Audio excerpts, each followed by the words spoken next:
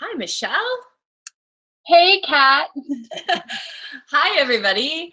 Mhm. Welcome to our second Shaman Sister Session, and we were so excited and happy after last week's chat that we decided that we are going to continue this experience as much for us, I think, as for anyone else.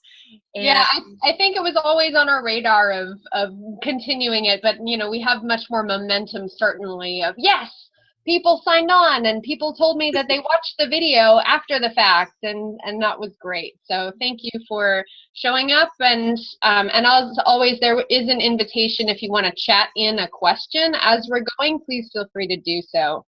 Also, we now have a Facebook page, Shaman Sister Sessions Facebook page. Where you can, if you like the page, you'll be invited to, and you'll see the posts of our future webinars, as well as the link to watch the video after, watch the video recording after we're done in case you missed the live version, and a link to donate if you feel like you would like to support us in our work, since we are offering this for free and purely out of joy. It is such a joy to offer this to you and to hear what you're getting out of it as well. So also feel free, leave us a little message on the Facebook page of, hey, if there's something that you particularly want to hear about. Yeah, if there's a topic that you're interested in or something that's coming up for you in your work or your life, and you're curious maybe on some reflection on that, or what we're seeing on that realm. Yes. We're always seeing that really as a collective, it's things that are coming up for everybody are happening around the same time. And so it's really good for us to be gathering together and reflecting with each other on what's going on, on these spiritual planes, and so that we're not feeling alone in the process, I think is really important, because sometimes it feels kind of intense or confusing. And then when we get the reflection, oh yeah, a lot of people are witnessing this or experiencing this in their practices or in their life, it just makes it like, okay, right, I'm on track, as everything's as it should be. Definitely. And Kat, I mean, I'm sure you find this too, where you'll be working on somebody and something comes up and you're working on someone else and the same patterns emerge in many of your clients, and then you talk to your other healer friends and they're noticing the same patterns too, and also in your own life. This is something that we as human beings, and especially sensitive human beings, if you're watching this panel, or if you're watching this recording or listening in, you're probably a sensitive human being, because that's the kind of people we hang out with, meaning that you are much more likely to be feeling these energies that are going on the collective level. So absolutely, I can pretty much guarantee you that whatever you're noticing, whatever energies you are feeling come up, other people are as well. You are not alone. Right. And which was one of the reasons why we wanted to do this, because Michelle and I were having these conversations probably about once a week. Anyway, where we would talk and be like, oh my gosh, this is coming up, and wow, that's the exact same thing that's coming up for me, or I'm seeing this in my clients, and reflecting back to each other this same experience, or sort of mirroring aspects, and then kind of unpacking that. And so that's why we're doing this program, and why we're sharing it, because we found it was really helpful for our work and for just our own navigation system of life. Definitely. And even this morning, I woke up, I did a Facebook post about, I don't even know if you saw it, Michelle, but I did a Facebook post about really about healing, about looking at healing in a different way, and healing shadow, uncomfortableness, uncomfortable feelings, all of those things, and kind of looking at them in a different way, and looking at them in more of a joy-filled curiosity, instead of a battle trying to kill something out of your life, and trying to push illness away, and to fix something, and your inner demons. Right, your inner demons, trying to just distract yourself away from them, or, you know, all of the different things that we do in order to try to fight really hard the things that are uncomfortable in our lives. And then Michelle sent me a message that was like, oh, I want to talk about shadow and how we're collectively dealing with our shadow work. And so yeah, I hadn't seen your post at all. So again, it comes up for everybody, right? Yeah. Ding ding. Okay. Yeah, but first of all, how are you doing? I know you just got back from Shasta, right? I did. I was just at a weekend mastermind retreat in Mount Shasta, with the mountain, the lake in the distance, the middle of the forest, with a group of really high-powered, amazing entrepreneurial healers. Wow. Mystics and change makers, and we were just up leveling our systems. We were doing some really amazing meditations on our work and our mission in the next year, and we were doing some contact of galactic beings and channeling, and it was for sure transformative and really deeply nurturing and satisfying, and just to be in contact and context of other people that are really on the path, I think is one of the most vital things that we as healers, channels, guides, whatever it is that it is our thing, we have to find that community and that support, because it is vital, especially when we, you know, kind of live, you know, we're on the West Coast, so we sort of have a little bit more access to that kind of stuff. But a lot of people, as they're awakening their gifts and realizing who and what they are, there's this loneliness that sets in of feeling really different. And when we come together and we're like, oh yeah, we're all on this path, we're all on this mission, and we're pulling our energy together. Yeah. So powerful to be a part of that. It was just such a blessing. I got some amazing messages from the galactic beings of light. What galactic beings were you talking to? As soon as you said that, I got really curious. What was that like, and who came through? There was, so I was there with Amateo Ra, and he was doing, somehow I found a business coach that is a trans channel. So, wow. Right? It's a perfect business coach situation for you. Yeah. One, which I had, is another place where looking at that intuition and guidance. And how I was like, I'm supposed to work with this guy. I don't know what the deal is. And I didn't know anything about him. I'd never even met him. I didn't know anything about him. But I was just really guided. And I was like, okay, this is who I'm supposed to work with. All right. And to find somebody who could understand me so deeply. And we got to jam on like channeling, and I'm like, this is what happens to me. And he's like, yeah, that's what happens to me too. That's how I do it. That's how I do it. Oh my, that's so fun when you find people who are like, you know, do kind of similar things of what you do, or you can just, I don't know, it's like, it's nerding out over your channelness or your psychicness or your spirituality. It's so fun. Yeah. Yeah. So, you know, he was bringing through a Syrian being. And that was one night. And then we had a galactic ambassador who lives there on Mount Shasta, who she came up and she brought through more almost like another being, but we didn't really ask where this one was from, but led us through a galactic meditation to raise our vibration and to connect to our star brethren, and individually, like who we were individually connected to, and to get some information and just some contact, really, some just like presence.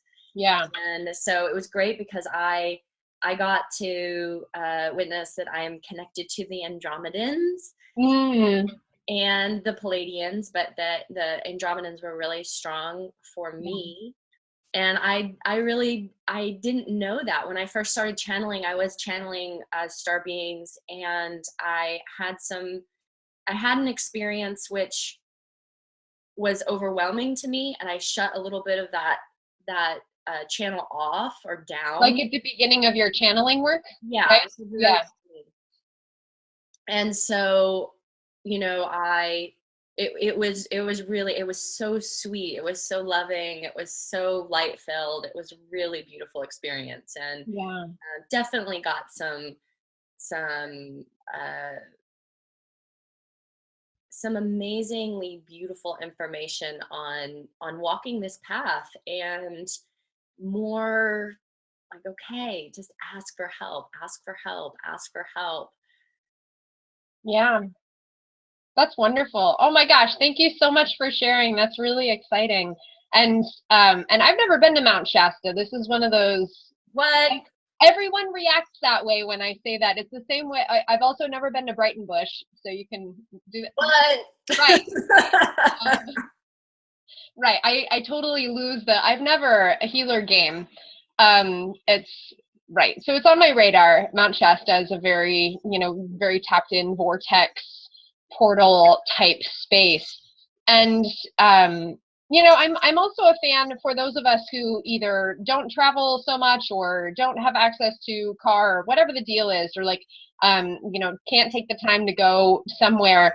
One of my, and I'll just, kind of make this sort of brief, but it is such a joy of mine to go out in the nature that is near me and find the portal spaces and the vortex spaces, because there are so many. They're not unique to places like Sedona and Mount Shasta and Stonehenge and whatever else people are all excited about, that are really amazing, powerful sites. And yet go for a walk in your own forest. I live like 10 minutes away from Forest Park, and I take my dog hiking there, and I've actually brought a pendulum there, and I'll go walk around with my pendulum. It'll start going like this, right? Making these huge circles, and I'm standing there feeling it, and it's like the light starts to change and the dimensions shift around. So there are these portals, these forest portals, or not even forest, these energy portals all around. And Everywhere, and even in cities and places like that, right, where yeah, you wouldn't expect something maybe. And it's in that place where if you're in the forest, like, okay, let's do a meditation, let's do some qigong, let's see what is the energy here telling me and teaching me. And especially if it's near where you live, there's a reason that you yeah, live there. yeah, It we're not so random. and, right. and it might be a place that can really feed you and feed your energy. So that I mean, when I lived there next to Forest Park, I was there every single day, Yeah. um, in that beautiful forest, Mm-hmm. and didn't need to go so many places because it was so nurturing. And Yeah, because you cultivate that relationship with these energies, and all the trees there, they have their own, the standing nation, their tribe, right? In this beautiful area that Forest Park is super magical, definitely. and also those trees that are in those more urban areas and in those parks, that like Forest Park is like a real forest. Yeah, But those trees are so used to people. Like they're easier to connect to in a way because they're used to our frequency and our vibration. So yeah, they're available. They're like, yeah, I know, I live right here in Forest Park, and I know you guys right. are coming by all the time, and so they're like used to us in a way. So I think they're almost easier to connect to sometimes than the like Yeah, really deep forest trees who are like, wait, what are you? Who are you? yeah. It kind of demands a different presence of you to work with. It's almost a little, and I know it's not an elemental energy, but it almost feels like that in a way. Like you get into some really deep, untouched nature sort of area. I was spending time in virgin rainforest when I was living in Costa Rica, and it's a totally different ball game. Like it demands a different presence. And so that's one thing I'm kind of being reminded of, some conversation I had last week with a woman who is putting on a festival. Oh, by the way, I got invited to speak / be a presenter at these two different gatherings in May of next year. One of which it's like an all day. It's a women's empowered event. It's actually called Empowered.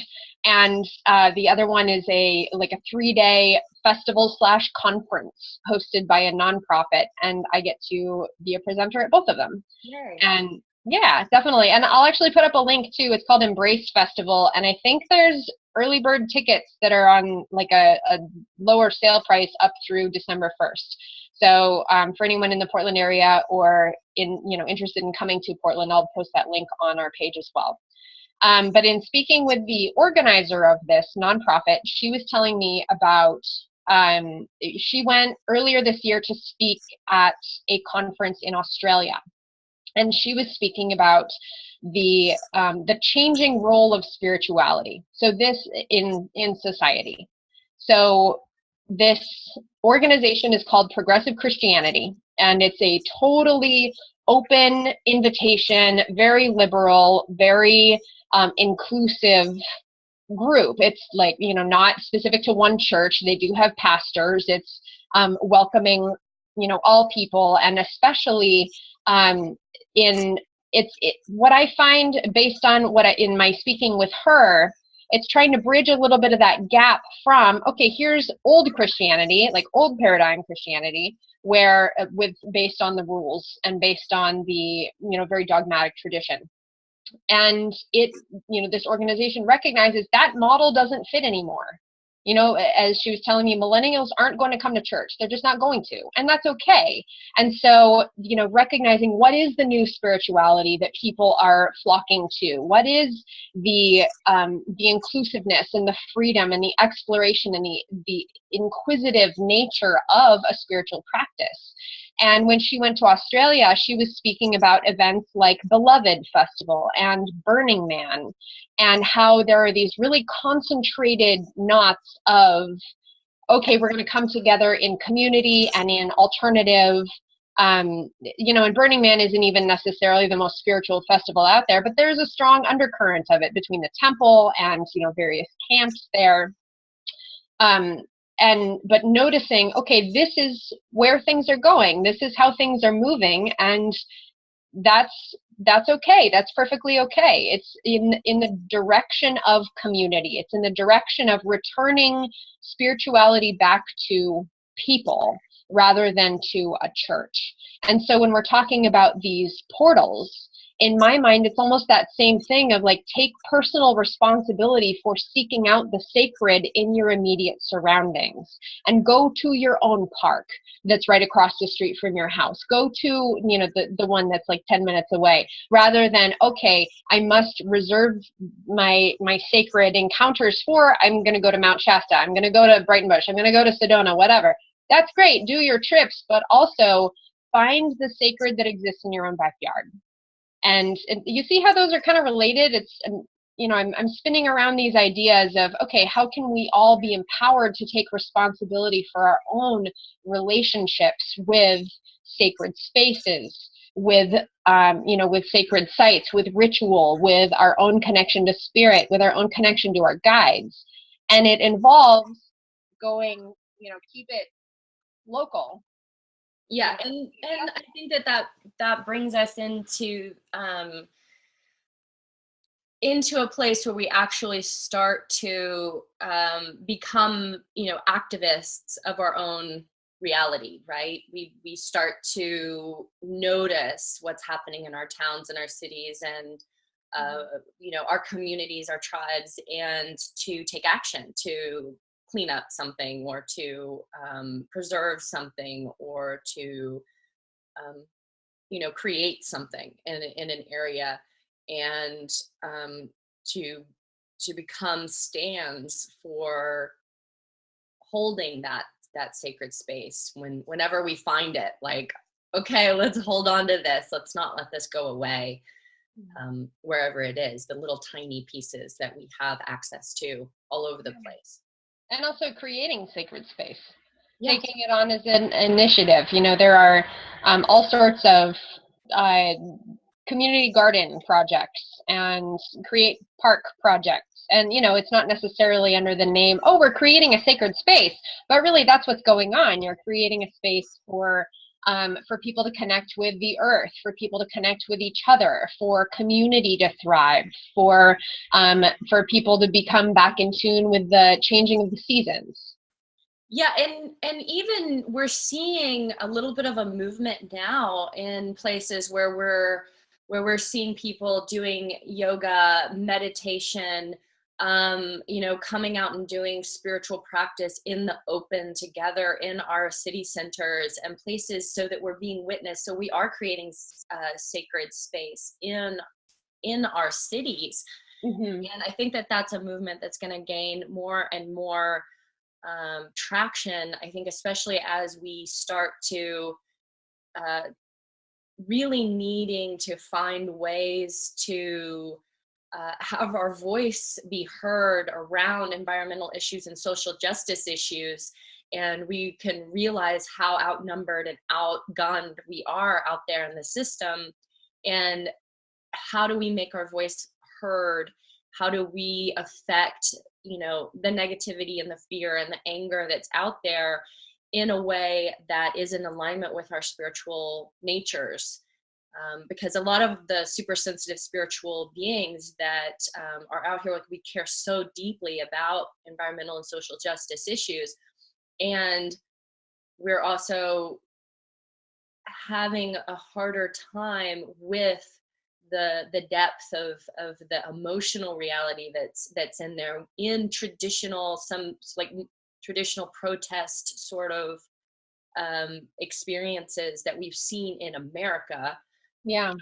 Almost kind of going back to the experiences of Gandhi and the sitting in and the stopping everything and being in a space of meditation, contemplation, and spiritual practice in an open area together, where we're making our awareness, that we are here, and this is stuff that we care about, and this is a way that we're going to be seen. Mm-hmm. I think that's going to really become enlivened, and for those that are having a hard time dealing with what's happening right now, or witnessing things that are out there that are issues that just are kind of heart rendering. And so how do we make a difference? And I think that this is going to be a piece that we're going to be cultivating. Yeah, absolutely.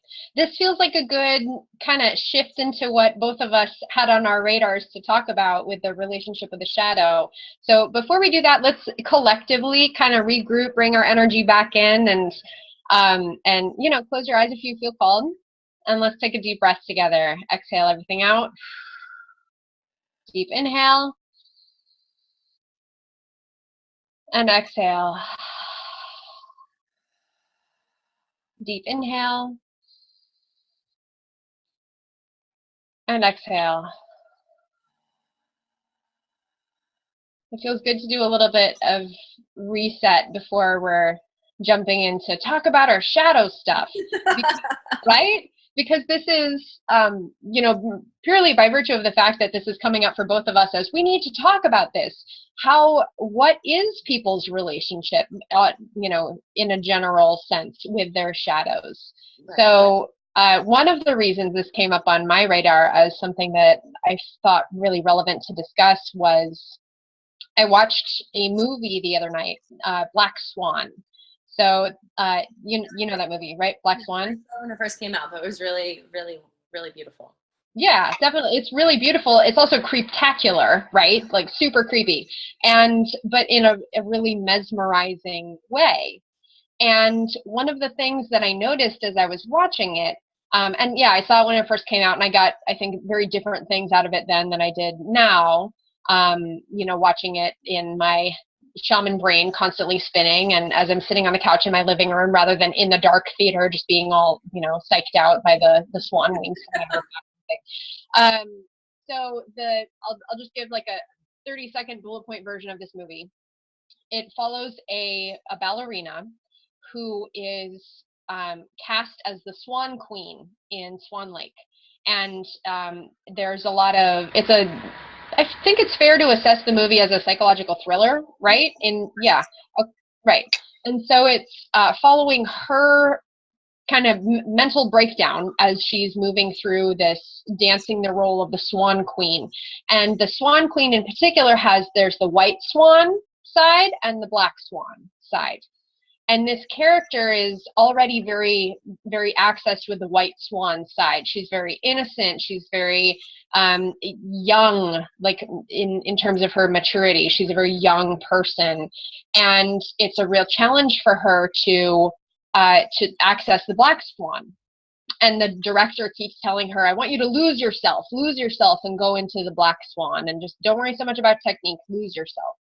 And so the big kind of finale, and there's a whole lot of leading up to this about clues that she's having some breakdown, and the finale of the movie, sorry if tell the finale. You can't tell the finale. What if someone hasn't seen the movie? I'm trying to decide if it's more important. Okay, all right, I won't give a spoiler then. So there is a confrontation between her inner white swan and her inner black swan. I don't think I really gave anything away with that. And so witnessing this polarity in her of the thing that she is so easily, the purity, the immaturity, and the naivete, and the black swan, which involves this loss of self and the fear and this and the passion, very dark, shadowy stuff that ultimately she does, there's this confrontation between those parts of herself. And I watched this movie witnessing how terrified she was to access her shadow and how it broke her to access her shadow. And granted, this is a movie character, but at the same, this movies portray real life, right? And so there are people throughout history who have been diagnosed with psychological breakdowns, who are having spiritual awakenings. It's not a new piece of information. You got a little garbly. And yet, you got all garbly. I didn't hear you. You got all garbly. Oh, okay. How's this now? Is this better? I think it's still a little funny, but I don't know what. Okay. You're a little garbly too. I'm wondering, I don't think I can close anything else. I have everything else pretty much closed. Okay. All right. Well, as I was watching this breakdown in her, accessing her shadow and the elements of control, like we try and control what we most fear about ourselves because she doesn't understand it. It's not easy for her to go there. So she tries to control it and smush it down. And ultimately it breaks her open in a really painful way. There's also this, the denial of, she kept looking away. She spent the whole movie like seeing something out of the corner of her eye and getting scared and looking away, not willing to create some space of what's really going on. Is this healthy? Is this unhealthy? I'm really afraid. How can I ask for help? What can I do? So I see so much of that in as a general trend, and people don't know generally how to confront their shadows. And it seems to me, having done a whole lot of shadow work myself over the last several years, and I know you have too, and probably several of you on here who are watching, that you have to learn how to do it. It's not something that we just know how to do because we're growing up in an exposure to horror movies. I can't stand horror movies. I can't do it. But, demonizing the shadow and like, oh, that's really bad. Oh, someone needs to be medicated for that, right? Oh, we're not allowed to talk about if you're feeling sad. Someone asks you, how are you doing? You say, fine. Even if you're, right, even if you're not. We're living in a society that doesn't allow us to have a healthy relationship with a shadow. And that needs to change. Going back to Kat, what you were saying about how are we going to actualize any shifts for ourselves personally, but also on the societal level? We must be able to work with the shadow. Yeah, absolutely. I have a book that I've been working on, and I have a talk around the awakening process, and and I think this all goes back to childhood. It goes back to the little babies that fall down and we're just like, it's okay, it's okay, it's okay. They're just like, don't experience pain, don't express pain, don't it's not okay, right? How can I shift your pain as quickly as possible? Can I give you a cookie? Can I give you a toy? Can I give you a phone? Can I give you something that's going to shift your shadow as quickly as possible so that I don't have to deal with the pain of watching you be in pain? Yeah. And when that has just been, dug into our system so hard over our entire lifetime, and then we have our awakening experience, and we have something that sort of opens us up, and we realize that we're connected to the divine. We realize that we're all one. We realize that that there's this potential of energy that we have access to. We a lot of times our awakening experiences, whether we're doing plant medicine or it's through tantra, sexuality, breath work, yoga, meditation, shamanism, just spontaneous things that happen, will have an aspect, even if it's like a near-death experience or something that's really dark, will have an aspect of like a shot of bliss in it. It gives you, that's like, spirit is so wise, it gives you enough yum to get you hooked on wanting to explore your spiritual nature. Mm-hmm. But what happens is that for a lot of people, we're so uncomfortable with anything that's darker or needing to be healed, we become then like addicted. We were like, oh, the bliss, we become these little bliss bunnies, and we're searching for the bliss, and where's the bliss, and where's the bliss, and we're like, oh, well, it's through breath work for me. So we're just like breath work every day, constantly, like really, getting into the, our practice that took us there, or tons of plant medicine, just nonstop. Like, I've got to get to the light. I've got to get to the light. What's my meditation practice? I've got to get to the light. And then when the healing comes You're in, getting all crackly. no. Oh. Okay. Sometimes it just takes there. So when the healing piece comes in and the denser stuff starts rising to the surface, sometimes we get, is it bad? Am I craggly?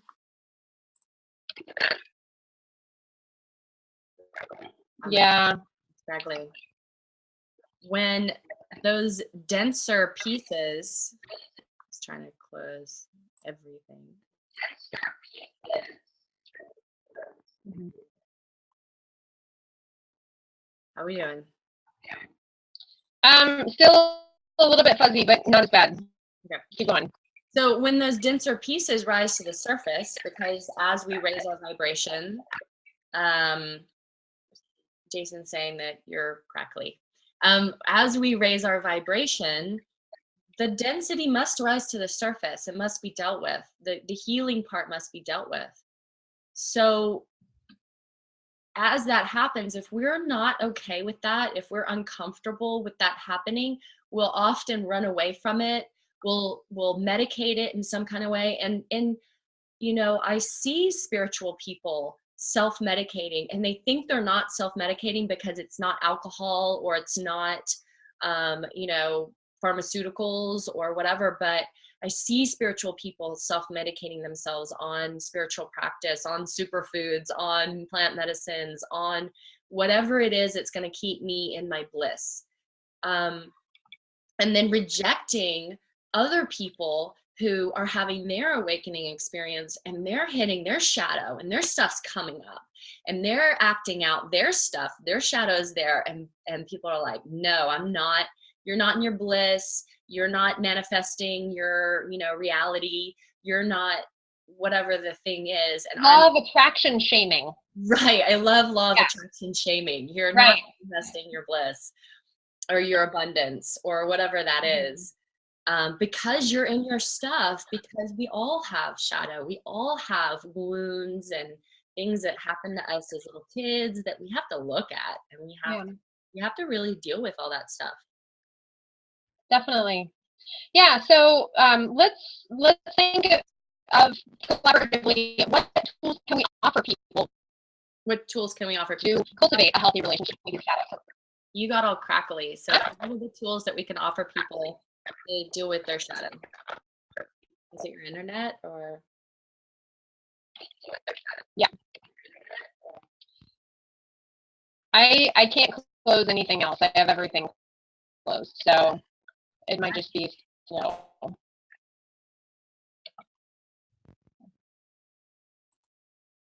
Yeah, so how's that? Is that okay? It's okay. It's not bad. Okay. Well, while I see what I can do on my end, how about what tools have you found valuable as you've begun to cultivate a healthy relationship with your shadow? Well, I think that one of the pieces that's the most valuable is really just allowing ourselves to be in whatever experience is there.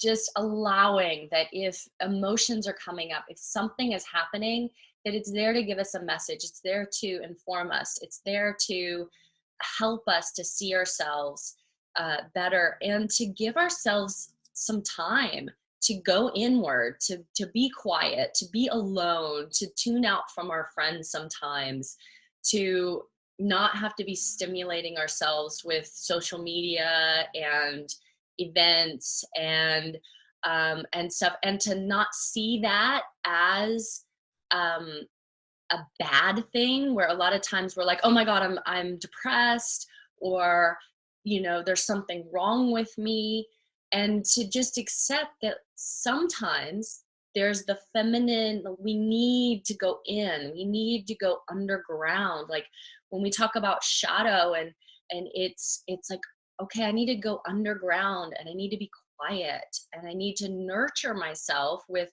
really good food, that root vegetables and things that are really nurturing to my system, not super stimulating stuff to stimulate me out of my work, but stuff that's really just going to kind of nurture me and encapsulate me in a little egg, so that I can really sit with what's there and sit with the tears, sit with the pain, sit with the shadow. Just let it be present and not run away from it every time it comes up. Yeah, that's that's one of the most valuable components, I think, there, self-care, really, and creating a safe space for it to come up. That's the other component I would add, is like, also, you don't have to do it all at once. No. Right. If you're like me, I'm the person who carries 8 bags of groceries from the car in one trip because I want to do it all at once. And with the shadow stuff, same thing. I was like, okay, all my demons, just stand them up and knock them down. That's not a good way to do that, I can tell you right now. Um, and also it doesn't really work, honestly. It doesn't. And so taking your time with it and understanding that, okay, if I can take small steps, it ultimately in the direction of, I'm just going to start with a little shadow thing. You don't start with the biggest demon. Start with, and don't even maybe don't even call it a demon. Don't call it a demon. Don't call it a demon. Say, like, okay, so what is this aspect of my shadow that I want to invite into the light? Because I can promise you, speaking something that feels like, oh my gosh, I can never say this. Right. Practice with a plant. Say it. Right. You're getting practice. Or find an animal. Speaking it. Bring it. Like, how do you bring the shadow to the light? You speak it. You speak it. So, and just like you said, having a safe space, having that safe space within yourself, so that you're not in that place of harsh judgment of self, and also having a safe space so that that you're in partnership, you're in friendship, you're in relationships with people, like searching those people out that you can trust and feel comfortable enough to go, this is my shadow. I'm oh wow, I see that this is coming up for me. And instead of denying it and getting what's the word for that, like defensive, when stuff comes up in relationships, just really owning it and speaking it, and being like, okay, this is a shadow piece for me, and it's not pretty. This is not a pretty aspect of who I am, and I'm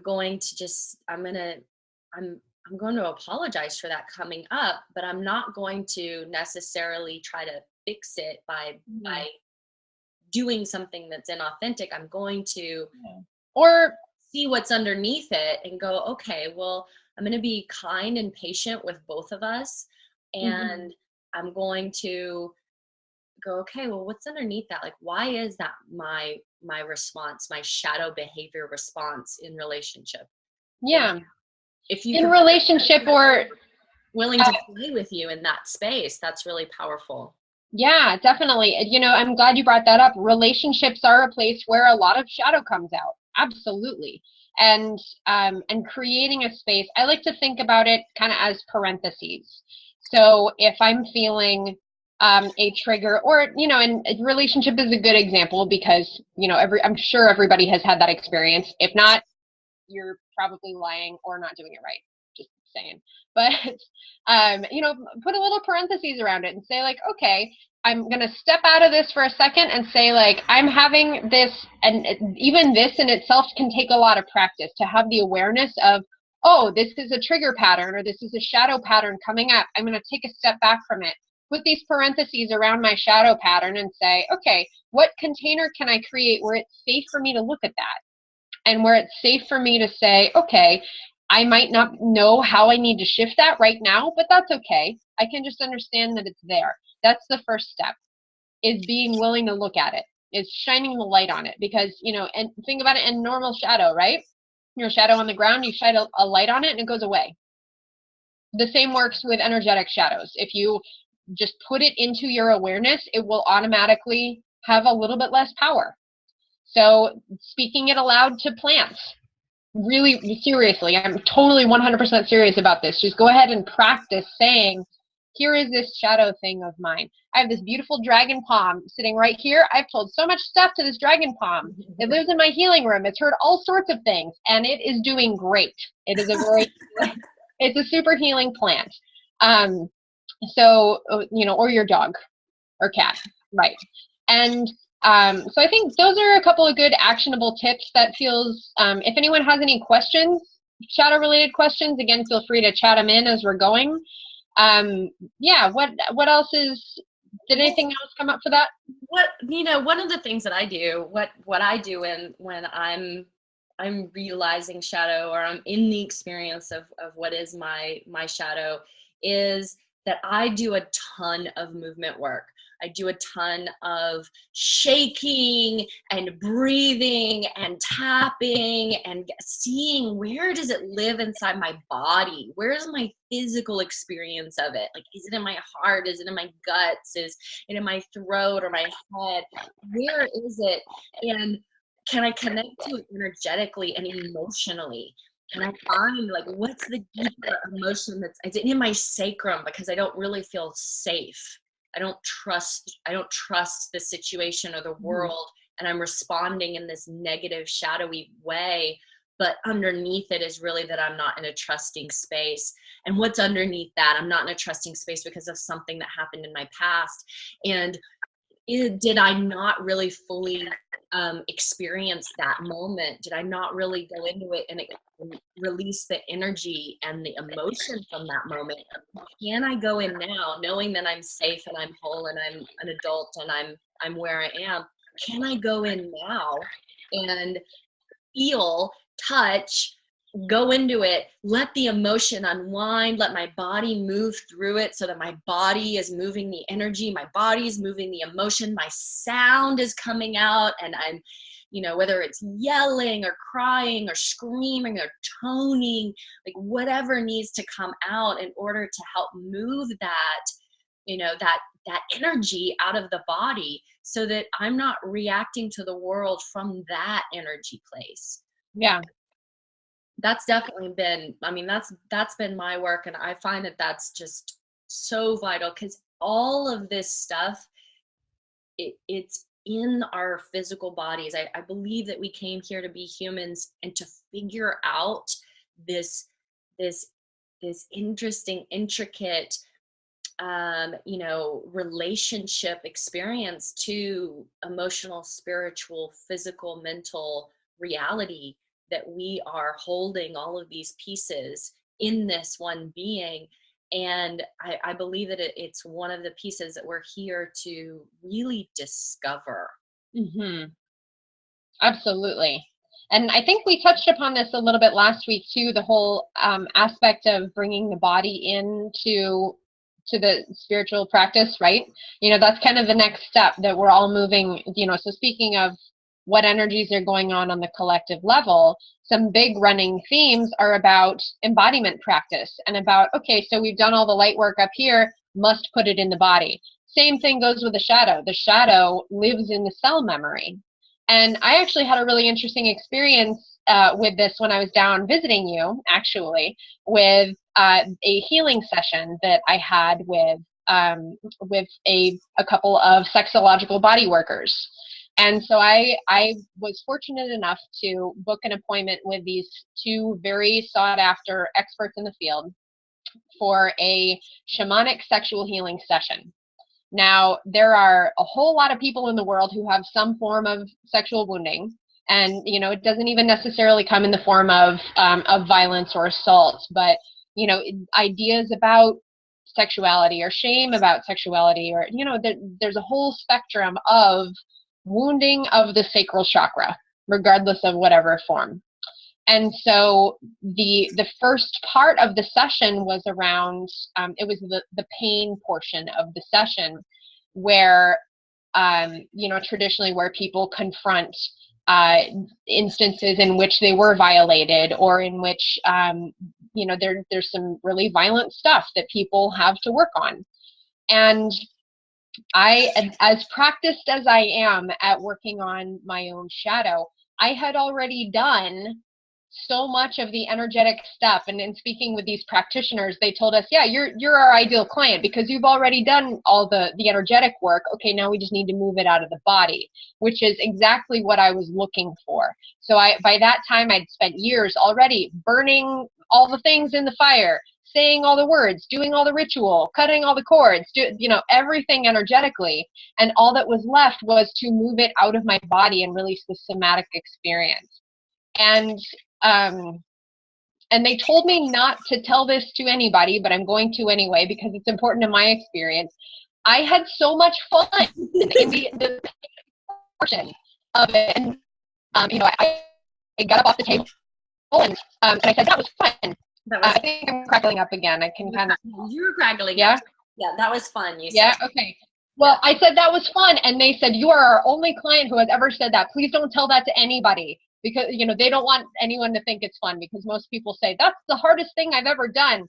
And, you know, but again, it comes from, I've spent years cultivating a really healthy relationship with my shadow. So that when I delve into facing these big things, I've already worked on them so much. I already have a really good understanding of what it means to move that kind of energy that I can jump right in there and have Eagle Priestess show up. This was really cool. I saw a vision of a new guide for me, this Eagle Priestess, who is this woman covered in these feathers that are all razor sharp metal. And she was just wow, like warrior eagle woman priestess with the razor sharp feathers, who was on my side to do this shadow work. So that's another component. We all have these really powerful guides, whether or not you're aware of them. There are energetic support team available for you to do this stuff, to do the big stuff. Absolutely. And there are specific guides, like the Eagle Priestess, right, is probably your specific guide for that kind of work. And sometimes we get really, you know, we're like, okay, I'm working with these, you know, light guides, these angels or archangels, these, you know, we kind of have our crew, and we don't sometimes acknowledge or realize that we have the, you know, it's kind of like in you know, many cultures, they would have these, you know, these deities that were just, they're ferocious, and what we would almost see as a demon, right, they're demons, and those demons are able to handle the darker aspects of humanity and spiritual experiences. Like, they're able to handle it because they are demons too. They have that kind of like that energetic power. And so, even if we look at, Kali or, some of the deities, you're like, that's ferocious. Like that is hardcore when you really look at those imagings. And if we're really, that's another thing I think to look at. If you're only working with the, archangels, if you're only working with those super, super light-filled light beings, and you're not ever willing to go, what do you got for me, Kali? Like, what are these images that have a little bit more of a darker feel? What do those bring up inside of you? What do they make you feel like when you witness them, when you look at them or meditate on them? What messages that they have? So that's also another way to look at shadow work, to look at those images of these ferocious deities, and what is their medicine for you. Definitely. That's well, you bring up a really interesting point in terms of, remember last week we talked about the animal guides who were coming in, who are more working in the shadow or between the layers, right? So last week you shared an experience that you had working with Coyote, and I mentioned Wolf as another guide that's really showing up for the collective right now. I had another experience this last week, actually. I'm glad you just reminded me of it. About owl medicine. And I know you work a lot with owl medicine. I work a lot with owl medicine. It is definitely, it's a very shamanic, like underworld guide. It is the bird guardian of the West, right? So working with the death. And I've seen plenty of places that that say, oh, owls are bad luck. If you see an owl, it says that death is coming, or owls should be, you should be afraid of owls. I even had a person who I would consider almost a mentor in certain ways, or in a lot of ways. She texted me. She just said, I saw this owl and it was really beautiful, but it made me really nervous because owls are supposed to be a symbol of betrayal. Oh, that's what she said. It's like obscuring the truth and betrayal. And I came back to her and I said, no, not at all. Owls are amazing. Owls are one of those entities that is typecast as a demon, right? Think of all the scary Halloween owls that you see with the creepy eyes, right? And owls living in the dark, right? So they must be evil. They're bringers of death. Well, and so is the wolf, and so is the coyote, and so is the raven. Yeah, and, definitely. And even the cat, like the black cat, right? These are all symbols of magic. These are all symbols of connecting to spirit, right?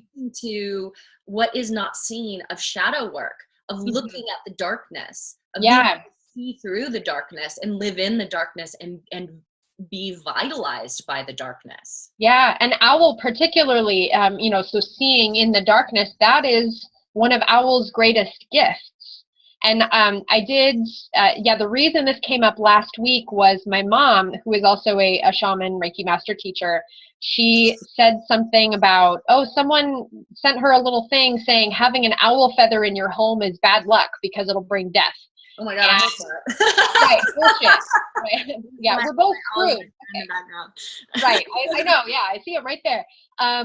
Owl, and I said, well, and she knows that's nonsense, of course, but in talking with her, again, revisiting owl medicine, owl is the shepherd of the dead. I actually had some really powerful work with this. I was working with a family over the summer who lost their 12-year-old son, or no, 15-year-old son. And, working through one of the worst horrors anyone could imagine, losing a child. And owl showed up for them in a big way of, I am here with your son. Here I am guiding your son into the realms beyond. And it was enormously comforting. And I did some channeling, asking owl, and I don't remember all of it. I have it recorded somewhere. I think I actually did record that one, thank goodness. But owl told me that they're the shepherd of the dead. They are the ones who see the way, and people don't necessarily know where they're going. There can be a lot of fear around death that comes from our human lack of understanding. And owl says, I see the way. Come, follow me. and let's go on my super soft wings, right? My super soft, fluffy, feathery owl wings. We're going to go into the underworld, and it's okay because you're with me and we can see. Right. So, and what a gift, right? To bring understanding and bring vision to the darkness. Right. Which is even last night, I had the last class of my in-person healers process. Yeah. And in that, we were allowing some energetics to come in and come through for us. And one of the women in the class has had a really hard time with her gifts of sight and her gifts of channeling, her gifts of being an oracle, since she was a little girl, and having fear of the darkness, having fear of what it was, what was unseen, not wanting to see what she was seeing, so shutting it off and shutting it down. And Owl showed up, and Owl was saying, do not be afraid of what you see. Do not be afraid of the darkness. I am here to help hold you through that with the softest wing that is imaginable. I am here to cut through the darkness. Mm. And that even comes back to like the first thing that I had said around the healing and how we're approaching healing. It's with the softest wing pot, with, the softest feather touch, I will cut through the darkness. And we have these guides that we can tune into who can offer that for us, who can be the feather touch lightness to help move us through our darkness, not because we're afraid of the dark and we're looking away, but because we're actually willing to witness it, to stand in it, and to just move through it, right? To walk through the darkness of the night and to realize that we're held and realize that we're safe. And that is another piece of shadow work, if you're going to do some shadow work. And in that, okay, another piece of shadow work, I'm just going to go out and I'm going to be out at night. I'm going to walk through the darkness, quite literally. Yeah. And, that was a big one for me. Growing up on horror movies and different things like that, and having a lot of fear of people attacking me, or animals attacking me, or something's going to attack me, right? Something's going to get me. And really having to go camping by myself and sit in the darkness and sit in the night and be alone in the darkness and walk through the darkness, walk through the shadow, literally, and feel the fear that was there and do it anyway. And to realize how those pieces are connected. If we're never willing to stand outside in the darkness and just be alone in it, how much we're unwilling to sit inside of our own spiritual, emotional darkness as well. And so that is also can just be a powerful practice of just going outside and sitting in the darkness. Yeah, absolutely. And and once you've done it enough and you realize, oh, I'm actually okay. Like, I'm okay in the darkness. The darkness is okay. I don't have to be afraid.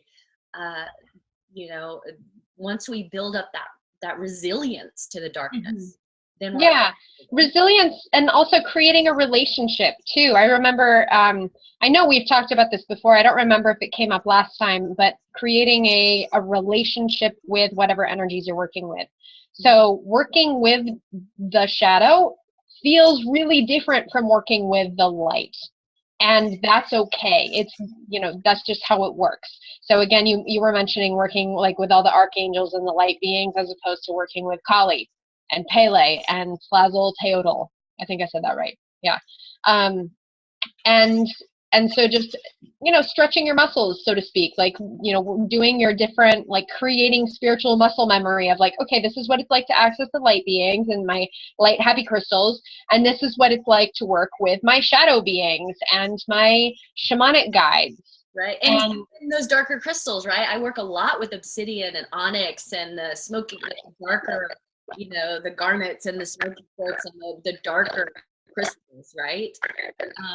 Some of us, and I'm sure some of us on this call, I know some of us on this call, are shadow workers.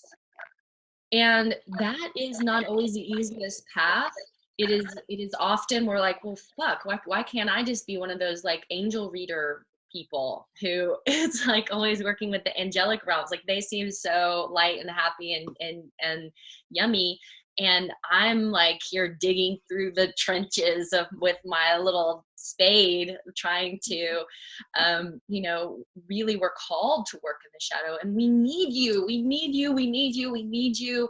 You're so important. You're so vital to the shift, to the transformation that's happening right now. We really need you. So if that comes up for you, if that's a calling, I know that when we're having those realizations about that aspect of our work, we're like, damn, why did I choose this? Why didn't I get something else? Yeah.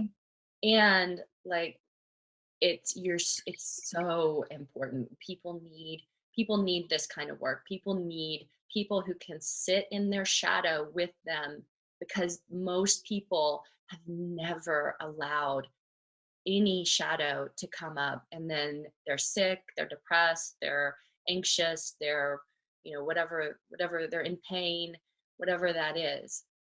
So Yeah. we really need you, and doing your own work, I know, is the key to that. And sometimes those that have the ability to work with shadow, they've had some really horrible things happen to them. And and there's often that experience of like, wow, why did I get this? Yeah. Definitely. And it is so important. I know it's like we're right on 1 o'clock. I had one kind of like fun story that I wanted to share. Speaking of crystals, I want to introduce you to my new friend. Whoa. This is lemon quartz. Yeah, not citrine. It's got all this like beautiful, the cloudy stuff inside, or like rainbow stuff inside, and the prisms and the stripes in there. I found this over the weekend. I was at the gem fair, and I saw it. It was just like this magnetic, oh my gosh, and holding it, it's so joyful, so joyful. And I was meditating with it the other evening. And do you remember, it was last year sometime, or like a year and a half ago, you asked me something about having so many crystals in my bedroom. Yeah, you have crystals all around your bed, in your bed. I'm like, how do you sleep? Yeah. Right. Okay. So I have, my whole room is filled with crystals. I have a crystal cabinet. My room is gridded out. I have crystals under my bed. I sleep with crystals in my bed, wrapped up in a towel now. I figured that out after I ripped my sheets with this with this pointy crystal. I sleep with a Dow Point giant quartz that's like this big, with Pleiadian markings, and it's like I had this amazing galactivation. I sleep with that. I sleep great. I have awesome dreams. And I remember I told you, oh, it's just a matter of you have to calibrate your crystals to your frequency. And I've had experiences. I bought this really bossy apophyllite cluster that the first night I brought it home, it kept me up all night. And I told it in the morning, I said, look, if you want to be in my space with me, you need to help me sleep. That's your job.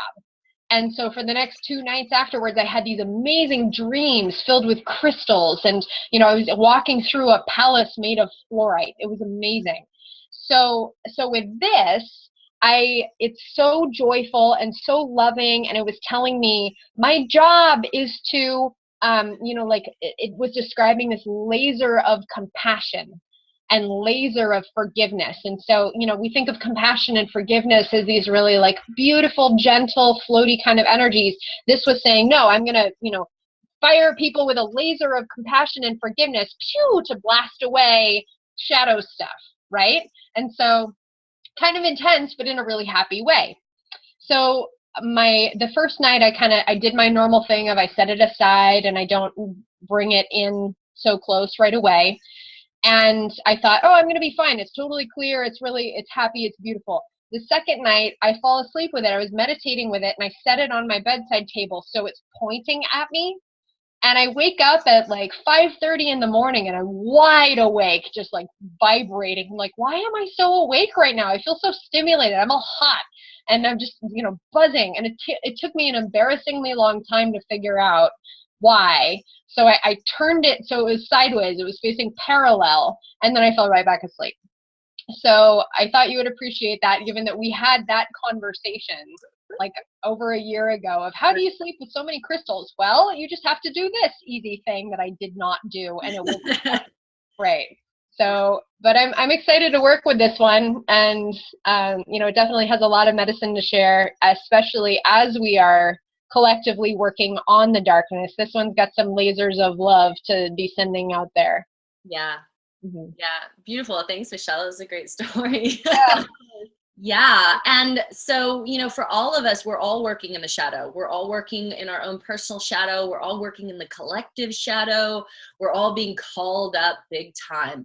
So, just so many blessings and such heartfelt that compassion for all of us that are on this entire planet, witnessing and being in this collective shadow and personal shadows and doing this work, and just so much honor and gratitude to each one of you for doing your own personal work and for bringing your work to the world in whatever form that is, and for pouring that compassion, love, and joyful curiosity on the shadow and not running from it, and being present with it and present with it in others, so that we really can transmute and shift our consciousness and raise our frequency out of the shadow, which we are all in deep witness of at this moment, and not being taken out by that shadow, but